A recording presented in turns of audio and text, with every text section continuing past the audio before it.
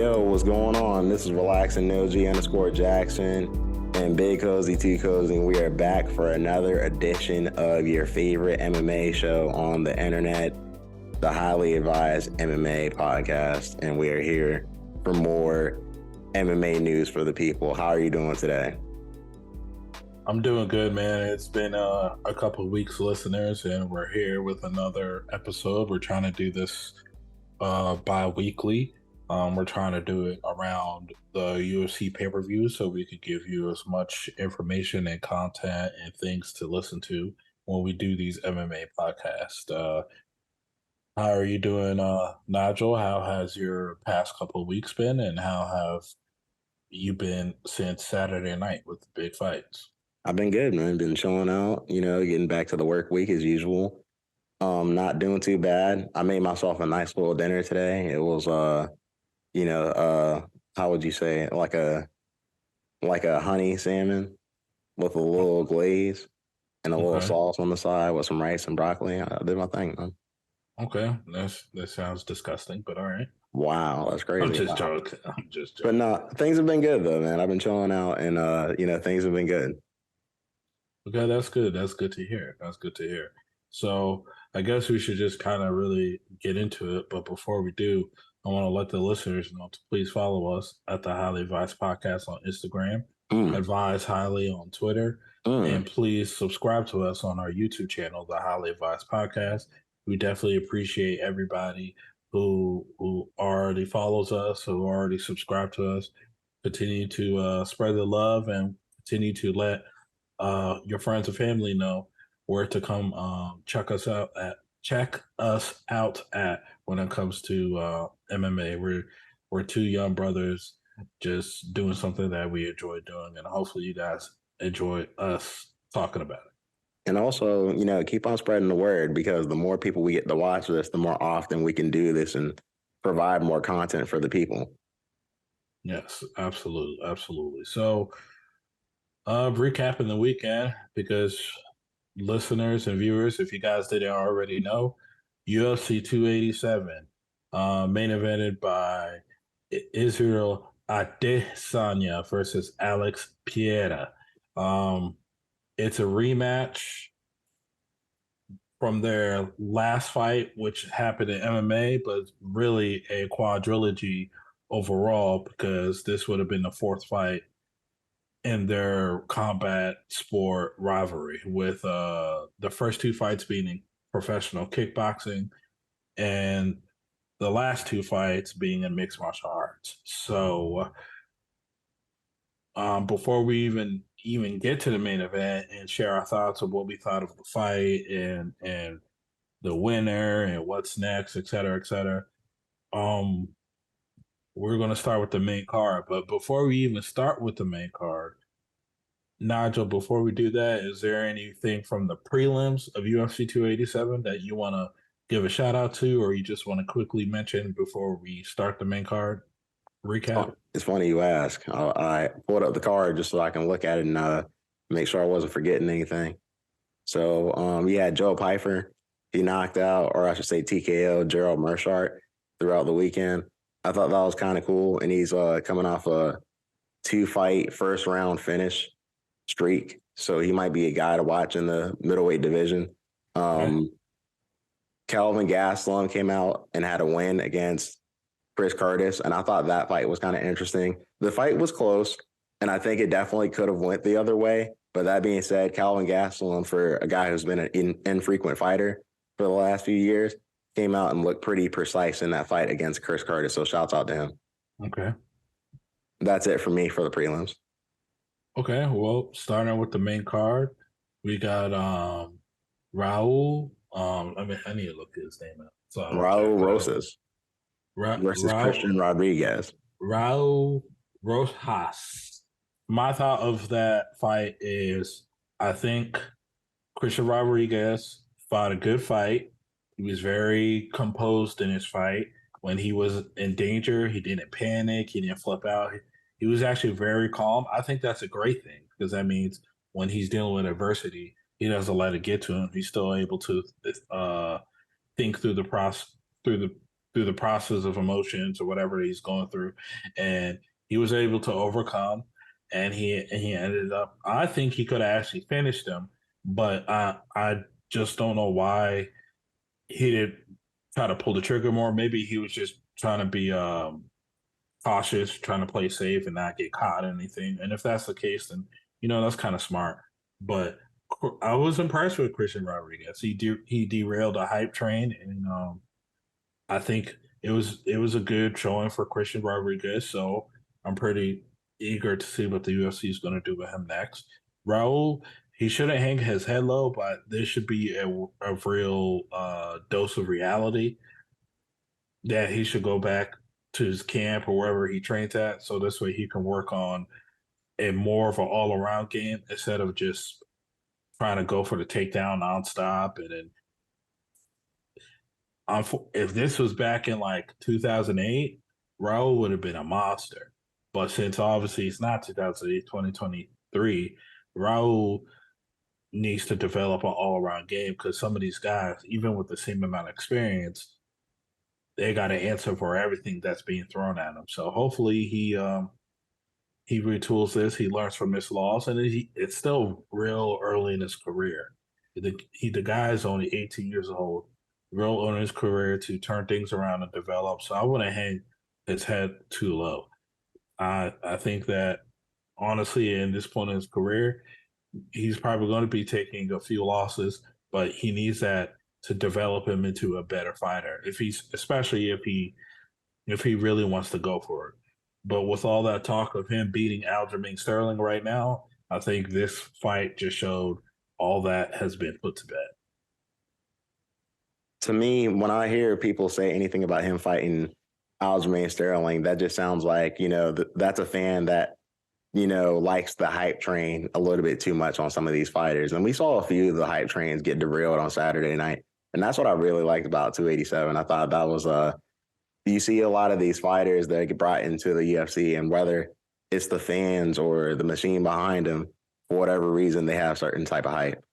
Raul Rosas, he had a little bit of a hype train, but at the same point in time, he's a very young, person, to be in the UFC, the youngest fighter ever in the UFC. So I don't think that people should have expected him to steamroll his way to the champion, immediately. That would have been very rare and, definitely a thing to see. But at the same point in time, I'm not sure why people would expect that. Him taking this loss on Saturday isn't the worst thing that could have happened to him. I think that he, just needs time to grow into his MMA career, and probably over some time, because he is 18, he will become like a decent fighter. But the fact that he's able to make it to the UFC at this point in time is impressive. So, congrats to him. I'm sure he'll come back and be better. Yeah, it kind of reminds me of the Sage Northcutt from a few years ago, if you remember that. I think Yeah, I saw Sage somebody. Northcutt, yeah, I think he was also 18 or turning 19, something like that.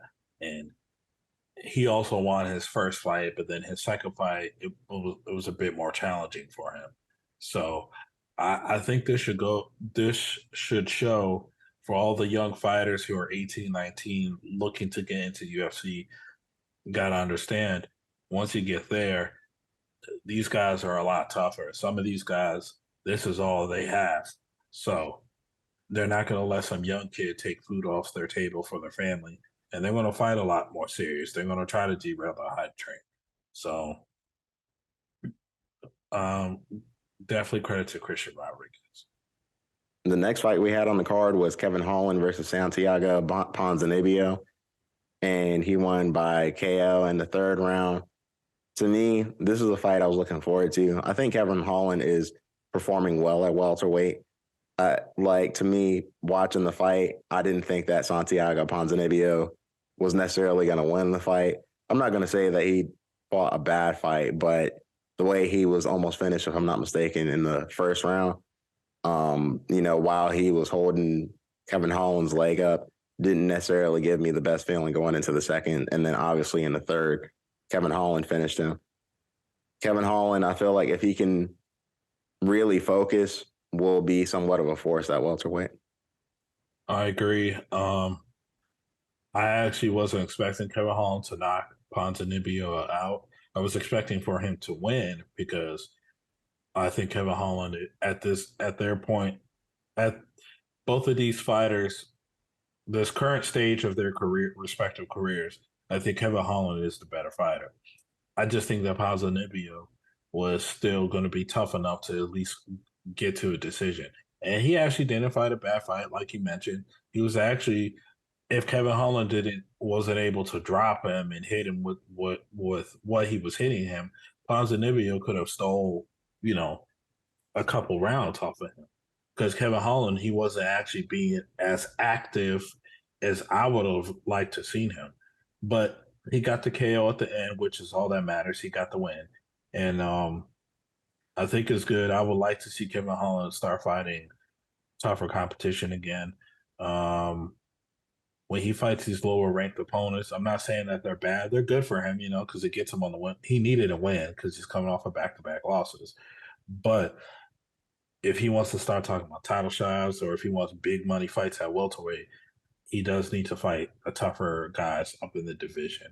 Right now, thinking off top of my head, I don't know who he should fight next. I would say Michel Pieta, but Michel Pieta is already booked to fight Wonder Boy, so I can't. So I wasn't going to say him, but I think somebody Kevin Holland versus Jeff Neal. I don't think that's a bad fight. It's a I good think fight. that's a good fight. So right there, Ponzinibbio. All I have to say is,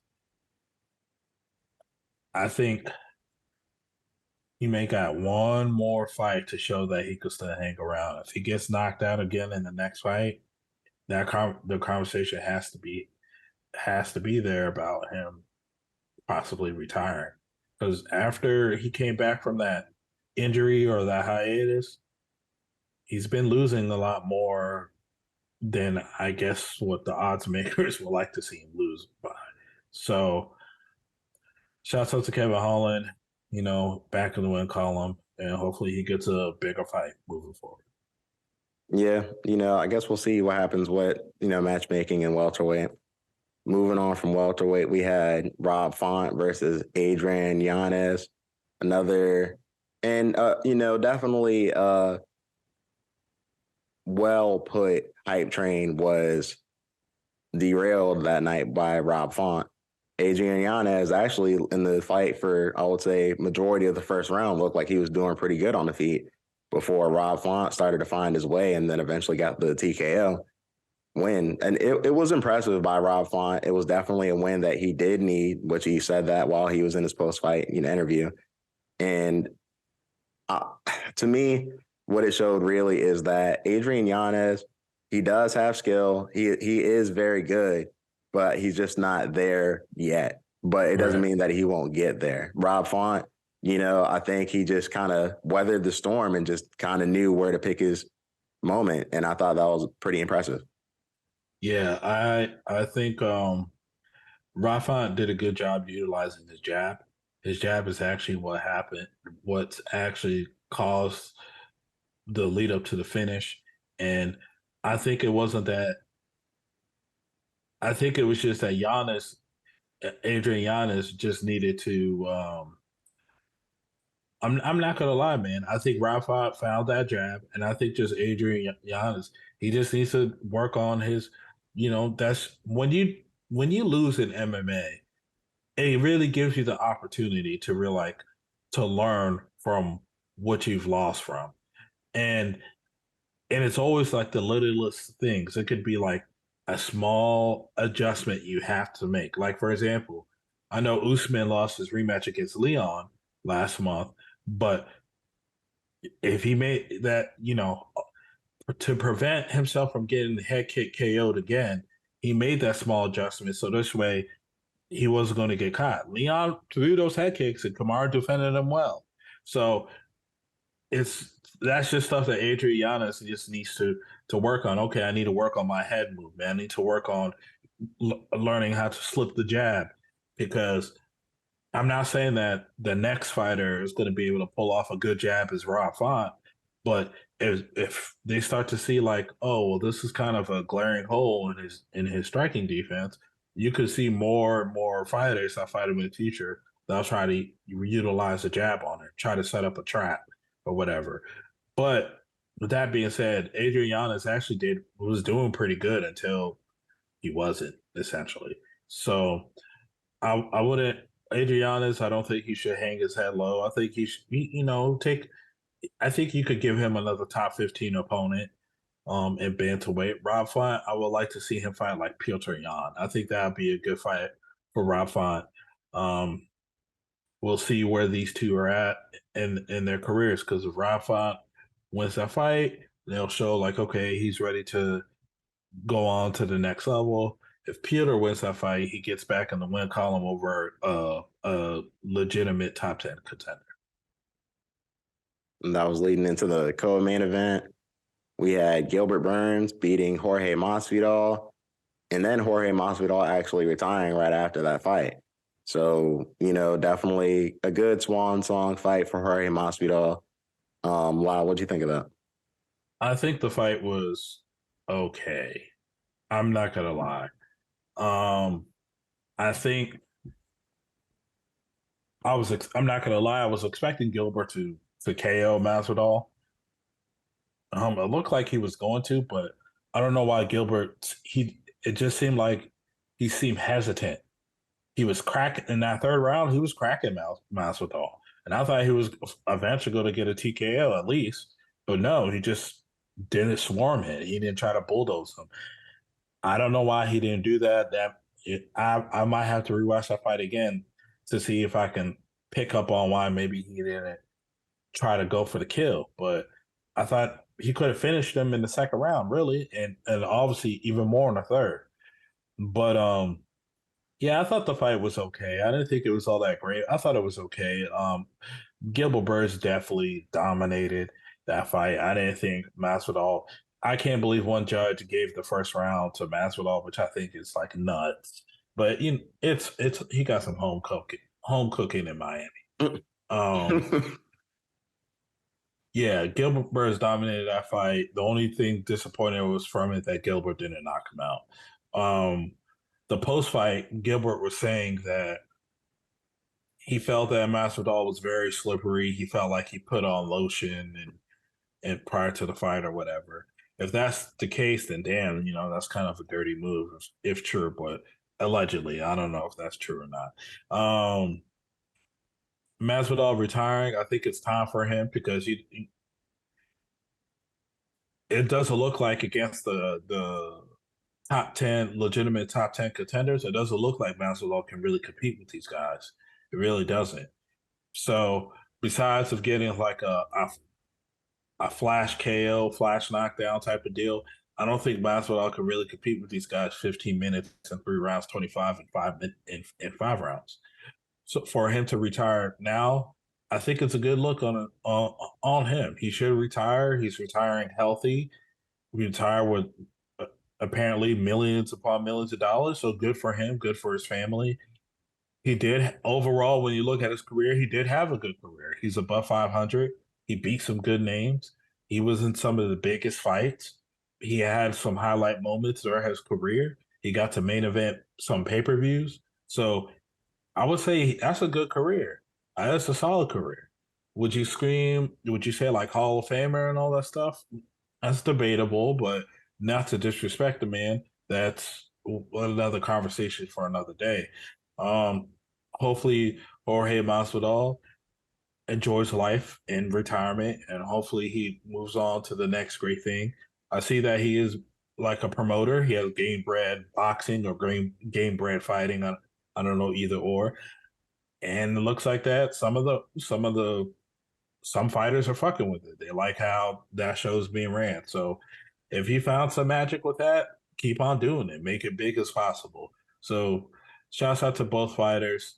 I'm glad that Jorge decided to hang it up before he knew it was going to be too late. And kudos to Gilbert Burns for winning.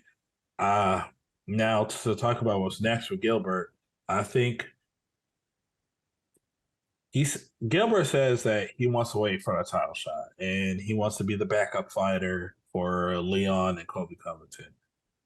I don't think Gilbert will get the next title shot. So him being a backup or waiting till that Leon and Kobe fight is over is smart on his part. But let's say if he were to take another fight, I think he should do a title eliminator, either against Khamzat if Khamzat comes back down, or to Shafkat or Bilal. But if he's seriously not trying to take a title eliminator fight, then yeah, I guess being a backup is the next best bet. I think Dana already said that he was cool with that. I think that Bilal should definitely do the title eliminator with Gilbert. I think that just makes the most sense. Like, yeah, the winner of that fight the winner of Leon versus Colby, and they keep it pushing. Like, it's cool, to think that he will be the backup for that fight. But I feel like if they can make the Bilal fight, they should make that fight. And I think that would make a clear path in welterweight for them to move forward to. I think Gilbert said he don't want to do that. Yeah, I hear what he's saying. But yeah, if his next fight is not a title fight, he's cool with waiting until the title opportunity. And like I said, Dana White already said he's cool with him being the backup fighter for their fight.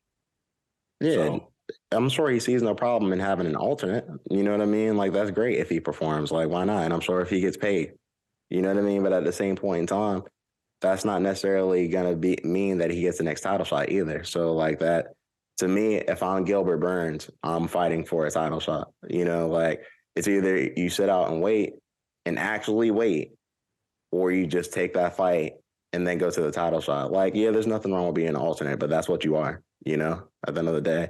Yeah, but I'm just saying, I can understand where he's coming from a little bit. And the reason why I said, yeah, because he's been calling people out and everybody's been turning him down. So now he's in a sweet spot. And yeah, he could risk it to fight Bilal, but if he's going to get a title shot anyway by being a backup or just waiting, then why not do that? It's not like he's ducking. He's not a ducker. He's fought tough competition already. And he's coming up in weight too. Remember, he's originally a lightweight. So he's doing his thing at welterweight.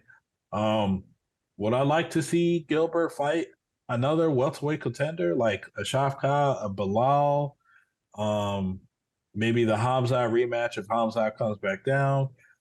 Yeah, but if that's not what's going to happen to Gilbert, then I'm not too mad because I think Gilbert he's a solid fighter. He always shows up to fight. I'm not mad at it. And I'm not going to say it's a bad decision because it's not a bad decision, but I just think that there's room for error there. So I hope that it works out for him in the way that he thinks it is, because we've seen it not work out that way before. But it worked for Kobe. It didn't work for Rashad. I don't know what you're talking about with Rashad. Rashad was waiting for a title shot, got injured, couldn't get his title shot. Was he a backup fighter? Was he a backup fighter that weighed in? No, I mean, obviously they didn't do that back in the day, but just we haven't seen this quote unquote backup fighter era work to 100%, certainty, And Anthony Smith was a backup fighter as well. You think he's getting the next title shot at light heavyweight? He's not. He's not. I can tell you that.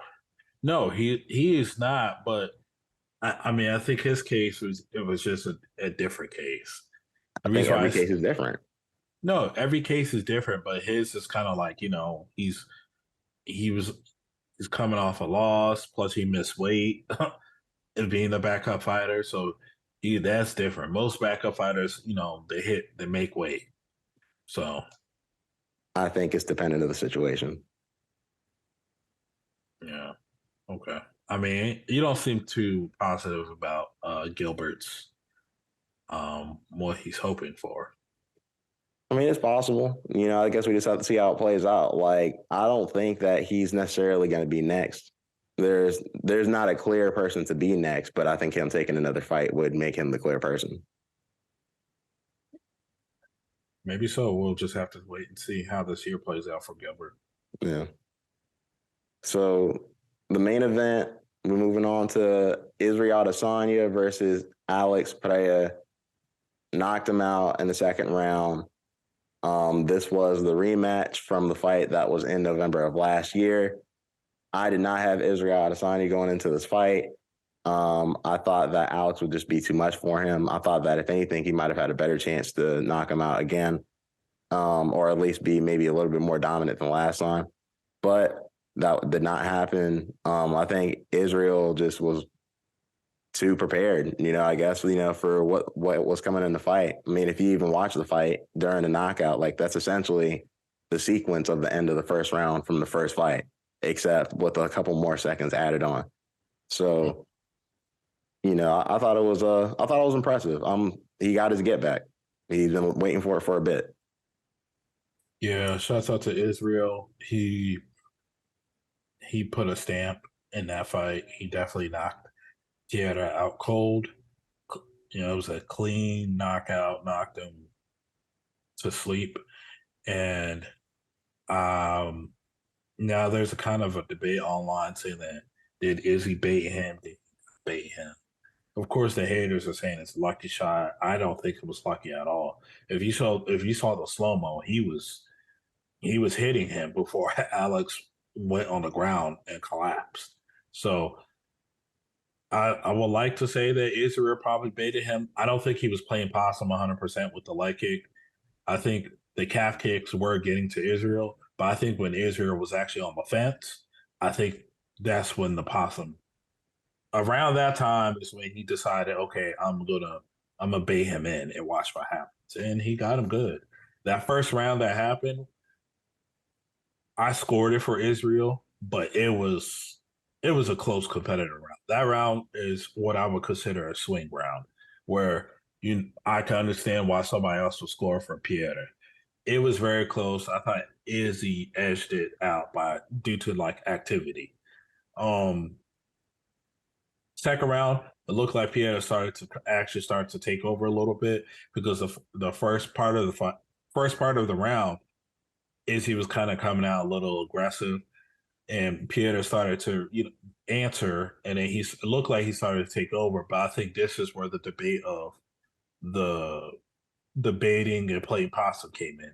Was Israel playing possum longer than what we thought he was, or XYZ, was he not playing possum until he got to the fence? I don't know, but we could debate all day long.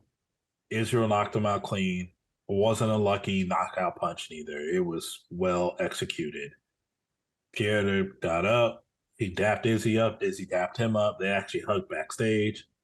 Yes, Pierre is still up in the rivalry 3-1, but I think Israel winning this one fight against him probably took so much off his shoulders. I know some people are crying and complaining about the post-fight celebrations. The way I see it is shut up, stop crying. It is what it is. Yeah, I think it was an exciting main event. Israel was definitely the MVP of that pay-per-view. Far as what's next for Israel, I don't know. That I think is really interesting because Alex Pereira, I don't think he's going to get the trilogy fight right away. I also don't know if he's really going to fight another middleweight contender because apparently the cut to middleweight is kind of tough. He was willing to suck it up and do it for Israel because of their rivalry. But outside of that, I don't know if he's getting out of bed for Robert Whitaker or Marvin Vittori or Janet Kennedy to cut that weight. I think Pierre is going to move up to 205 and probably try to stake his claim up there. And if we do get another trilogy fight in MMA between Israel and Pierre, I think it will be at 205. I don't think it's going to be at 185. For Adesanya, he cleaned out the division. It's hard to do Whitaker trilogy. It's hard. Nobody wants to see a Vittori trilogy. No, they don't. Yeah. Paulo Costa, I'm not gonna so listeners, we're gonna get to it, but there's a rumor going around saying Paulo Costa is fighting Khamzat at middleweight. So if the rumor is true, and let's say Paulo Costa does beat Khamzat, I do see a rematch between Izzy and Paulo Costa happening. And then you have who's the dude from South Africa that claims that he's more African than the actually African born people? Drickus Duplessis. Yeah. So that dude, DDP, as they're calling him. yeah. So Israel already started kind of like bringing him up because he wasn't a big fan of the comments that he mentioned. Actually, a lot of people weren't actually big fans of it, unless of course, you know who you are. That was sitting that's championing it. But if that fight happens, to me it'll be. I don't think that dude deserves a title shot. I really don't. Beating Derek Brunson, a old Derek Brunson, doesn't to me that doesn't warrant title shot. I think the dude needs to fight at least one or two more middleweight contenders. But let's say the UFC gives him a title shot, then if I was Israel, that's easy money. So I really don't know what's next for Israel, man. Israel's in a sweet spot because he could kind of chill out for a little bit. But I don't think he will though. Knowing the kind of fighter he is, he's gonna have at least one more fight before the year is up. It'd be cool if they did like I don't know, what was it, the comeback season for like Israel Adesanya, essentially, because they could do it at this point. He has kind of cleared out the division. There's no clear contender for him. And we can say maybe if and, but there's nobody for him today. Yeah, exactly. Yeah. So do you want to take this time to like explain why you think he's the middleweight GOAT, or is that a conversation for another day? I think Israel. So this is my take on the situation. I know a lot of people like Anderson Silva because he's 16. Was it 16 wins in the middleweight division? Most wins in title fights with 11. Most knockouts in middleweight. People consider him the GOAT, like across all divisions. I think it's now you can argue that Adesanya is in that conversation. To me, I think you can. And this is what I'm saying. When Anderson was the king, yes, he could only fight what competition was available for him.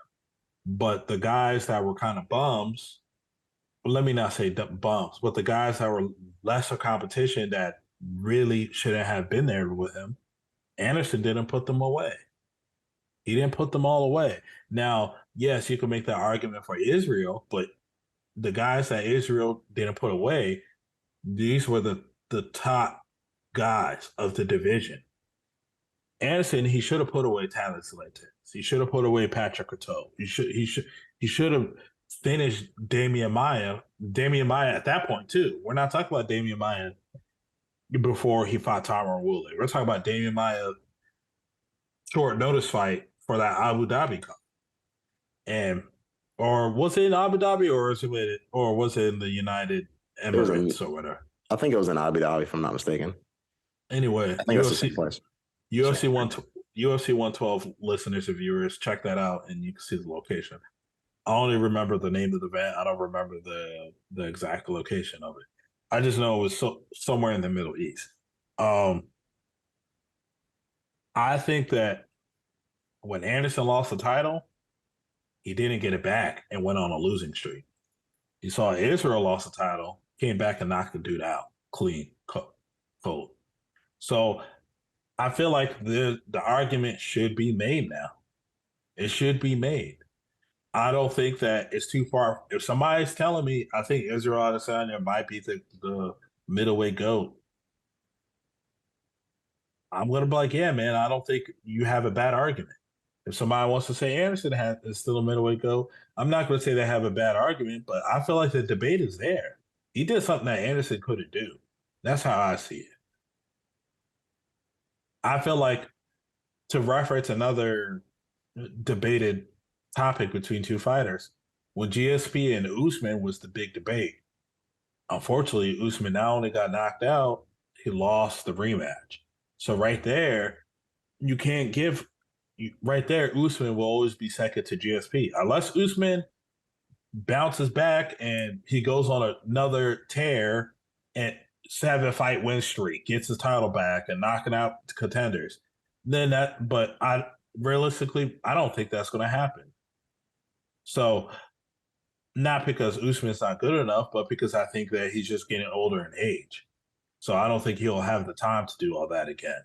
So, but with Adesanya and Adesanya already beat Anderson too, by the way. So later in his career, come on now. That's like way past his prime. Come on. In his prime, way past his prime. Like, all right, if it was prime Anderson versus prime Adesanya, who are you taking? All right, so here's what I have to say about it. Right, I did a little. You didn't answer my question. If I saw the fight live, I take Anderson. Okay. Over Israel. Yeah, I know, because you're not the biggest fan of the style either. Bender. I've never been the biggest fan of either. So I really have no stake in this place. But to answer your question, I take Anderson. And I don't necessarily think that, while I think that this fight makes it to where now there is a debate because he did do something that Anderson Silva wasn't able to do during his career. I think that's like really the only thing you can say in the debate against Anderson Silva, because I think, yes, he didn't necessarily finish the people he should have finished, but he finished damn near everybody else. You know, the people who were in the top 10 during his tenure, I would say the people like Chael Sonnen and Vitor Belfort, Yushin Okami, Nate Marquardt, because he was in the top 10 around the time as well. He finished all those people.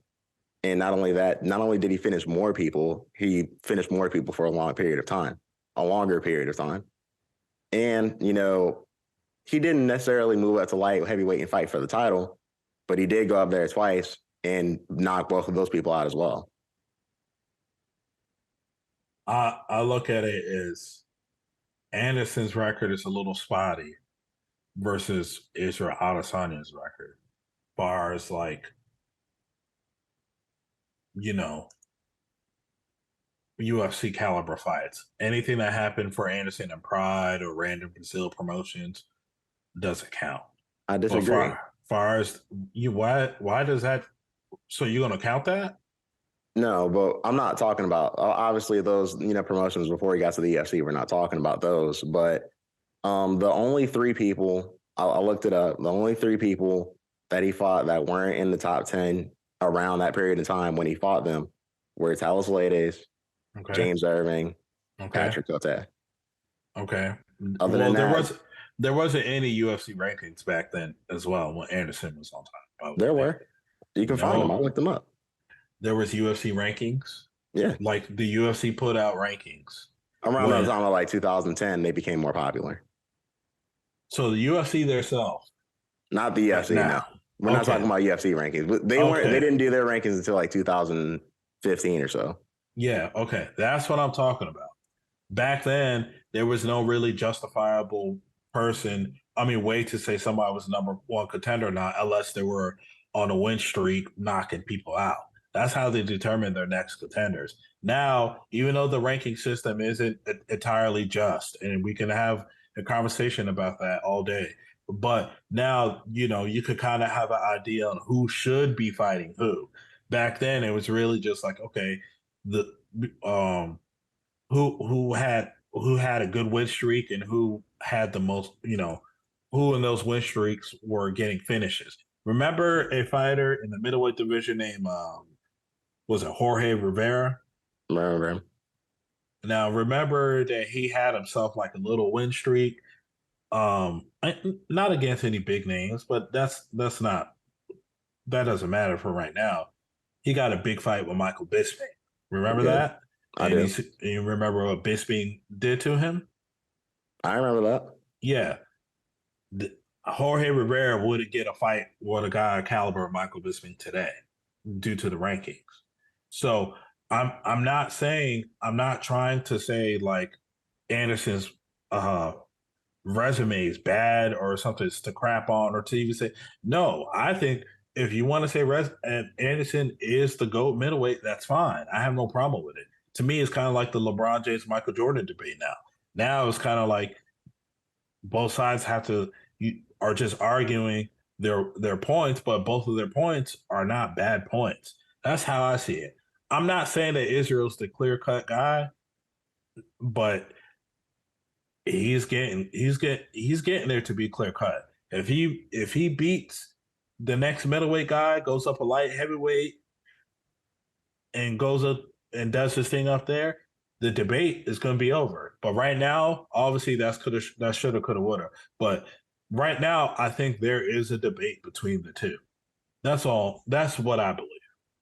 I If think I'm it's wrong, if I'm wrong, listeners or viewers, or if you disagree, just let me know. Be like, yeah, I disagree, and this is why, or I see what you're saying, but you're not taking account for this. Blah blah blah.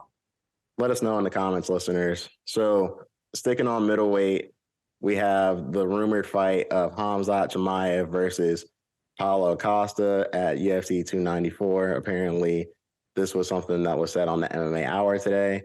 Wow, what are your thoughts of this supposed fight? Well, first of all, it's not officially announced.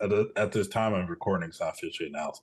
So this is all just rumors and speculations and whatever. It's once it's officially announced, then we can definitely get all giddy about it.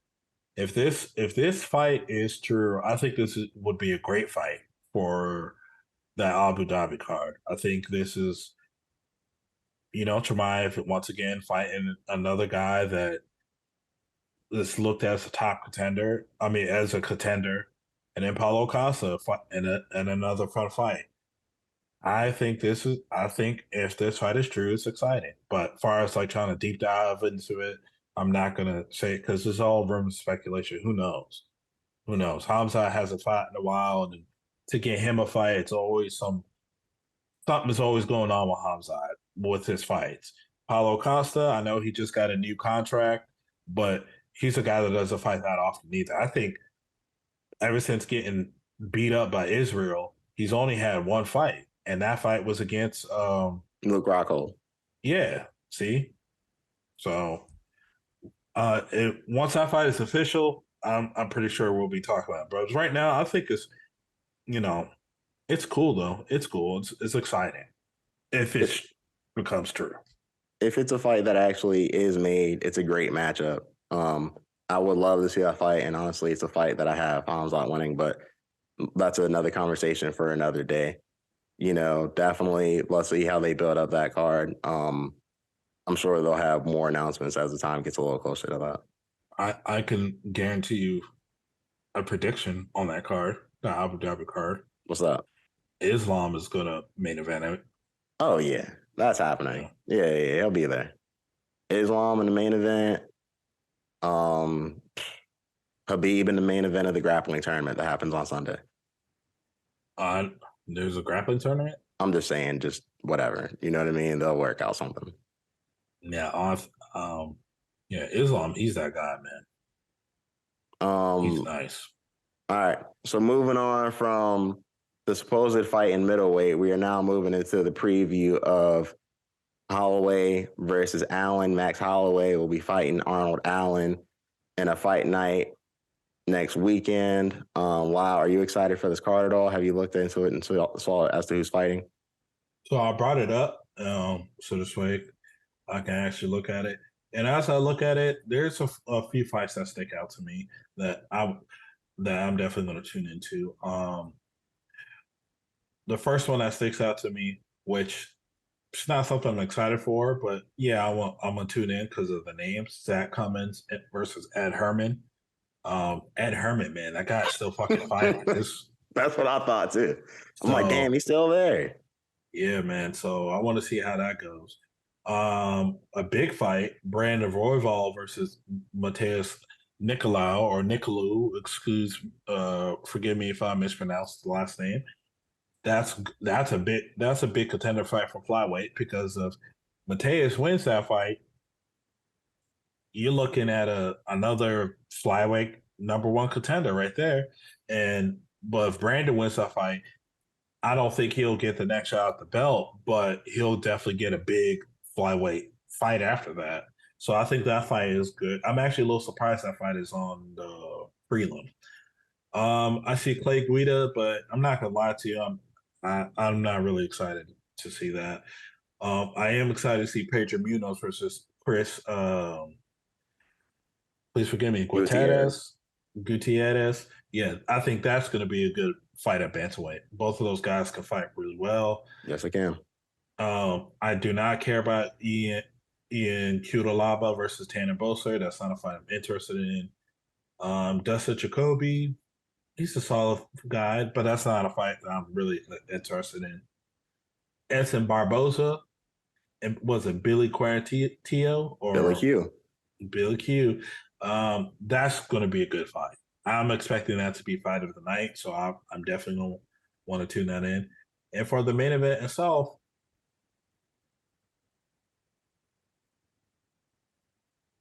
I think I'm gonna go with Max Holloway, man. I think I am because I think it's gonna be Max Holloway by decision. He just went against Volkanovski, man. Volkanovski's nice, man. He's nice. I know people are probably counting out Max because of the beating that he got from Volkanovski, but I just don't see. First of all, when it comes to just striking or boxing, Arnold Allen has some power. I just don't think he has the finesse and the technique and the footwork to beat Max on the feet. Unless he catches Max with a good strong strike, I just don't see him go toe to toe beating Max on the feet. The way Arnold Allen could beat Max is to out grapple him, but I don't know, man. Max Holloway is no slouch when it comes to the grappling either, man. That's not something you could do and go in there and just relentlessly take him down. And I don't even know if that's Arnold Allen's game really to be relentless with the takedown. Yeah, he uses it because he's an all around fighter, but I don't know, man. I just think Max. I think Max might pull off the decision, man. I really think I do. Arnold Allen is a good fighter, but it might be like another Yair Rodriguez situation where he looks good in a fight, but by the end of it, he did lose. I think Max Holloway can win this fight. I'm just not sure if he's going to win this fight. You know, like I think he's fully capable of winning this fight. I don't know. Like, I guess my thing is this. When I see Max Holloway, I'm like, where does he go after this fight? Like, if he beats Arnold Allen, then what? You know, like I'm curious to know how much he's, probably thinking about it himself because he's not going to face Volkanovski a fourth time. He's not going to do that. And I don't know, like maybe move up to lightweight, but then what would this fight mean? So it's like Max Holloway hasn't shown to be a person who's not necessarily looking at his opponent, but like at the same point in time, like Arnold Allen is somebody who's like on the rise. So that's why I'm thinking like he might have that in his, favor. So I think Max Holloway is going to win this fight. But if Arnold Allen is looking to really, he's going to have to outwork Max Holloway in order to win this fight. And Max Holloway is not known to be anywhere near a slouch. This So might be this might be like the Yair Rodriguez fight all over again, could be. Where Max had to really dig deep into his tools and mix shit up. Because Arnold Allen, don't get me wrong, the dude is a tough out. He's definitely he's earned this fight. This fight he's earned it. And this is a fight he can win. I just don't know. Man, I think Max's experience is going to really help him in this fight, man. I really do. It's it's a tough fight, no doubt. I just think Max is going to pull. I think he's going to pull this one off by decision. Um, I'll be tuning into the fight. Hopefully, the listeners and viewers tune in, and we'll get back at it to at the next episode talking about it. Yeah, definitely. So moving on from that card, we're gonna go back into, I would say, this past weekend and actually recap the last Shakur Stevenson fight. He fought there. Wow, I know you weren't able to watch it, but I took out the time to watch it today. Shakur Stevenson essentially from the second round dominated the fight, in making short of essentially what happened. Like dropped him, I would say, like in the second and fourth round, and then leading to the finish in the sixth when the referee just kind of stopped it. Like, it was pretty much just a dominant performance from Shakur Stevenson. If I'm not mistaken, I think they're saying that the fight that they want him to, or they're speculating about next, is the Devin Haney fight. Yeah. Wow, what do you think of that? I think it's fantastic. That's best versus the best that everybody wants to see. For the listeners and viewers that follow boxing, I think that you should already be aware of Devin Haney. He's the undisputed lightweight champion right now. He owns all of the four belts, the four belts that matter. Nobody cares about the other titles, but the four belts, which is the WBC, WBO, WBA, and the IBF lightweight championships. And he's defending against Lomachenko. Lomachenko is a former unified lightweight champion, so that's a big fight on ESPN. If Devin Haney gets past Lomachenko, Devin Haney has some options because now it's probably going to be okay. You can do Devin Haney versus Shakur, which is a big fight, and I'm pretty sure ESPN would love to make that fight. All the fighters are in house, all the belts are in house. It should be easy to get done. But you also have, on the other hand, Devin Haney versus the potential of fighting Tank Davis, because Tank is fighting Ryan Garcia soon. And if Tank wins that fight, like a lot of people think he will, Tank is also in line for a shot at the belts. And I think that when you talk about the money-making fights, which is boxing's biggest priority, mind you, they're going to go with the Tank fight.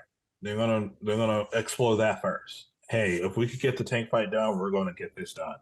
And Devin Haney already says that he will stay at 135 to fight Tank. I think it's good, man. I think it's good. Shakur fighting Devin Haney is a great fight. I would like to see that fight because we'll see who's the best. But I don't know if Shakur will get Devin Haney next because we have to wait to see if Devin Haney even wins. And if Devin Haney does win against Lomachenko, then we got to see if Tank wins. Because if Tank wins against Ryan Garcia, now there's going to be a log jam. Because you're going to be like, okay, who's going to fight the champion next? Is it going to be Shakur or Tank? So we'll see. I think it's for the lightweight division of boxing right now. I think this is healthy for them because they probably haven't had this in a minute. So, who would you say you have in the Tank fight coming up for this? I guess not upcoming weekend. It's happening on the 22nd, correct? Yes. Who do you have in that fight coming up? Tank, man, I do. I'm not counting out Ryan Garcia like a lot of people. A lot of people are saying like, "Oh, this should be a breeze for Tank. Go in there, knock him out, and then walk out with millions of dollars." I don't think so. I think that Ryan is going to make the fight competitive. I think in the later rounds, Tank is going to. I think Tank will put him away.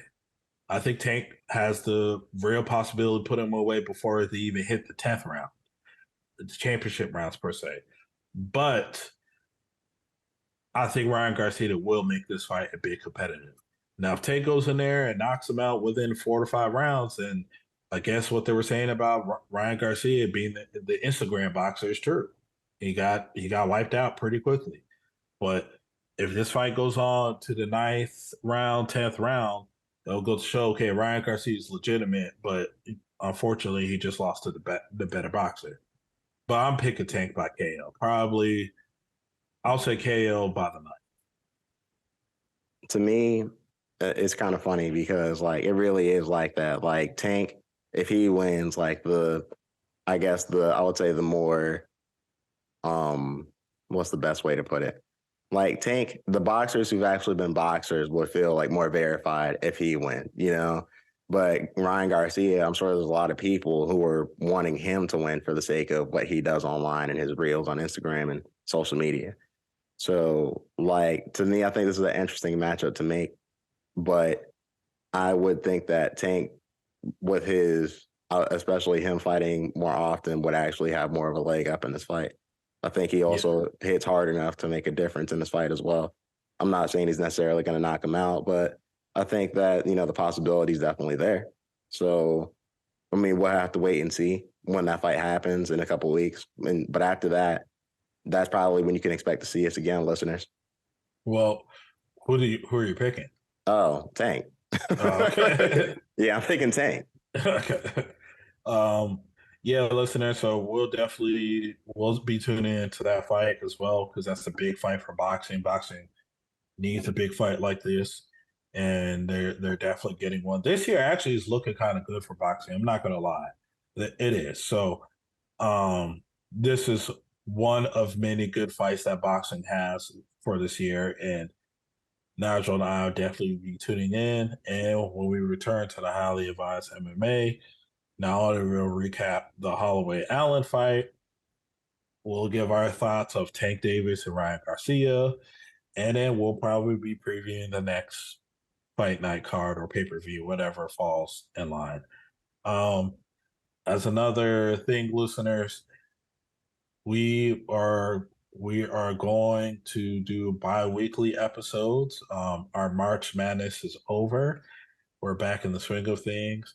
So for the highly advised MMA podcast, it will be a bi-weekly thing.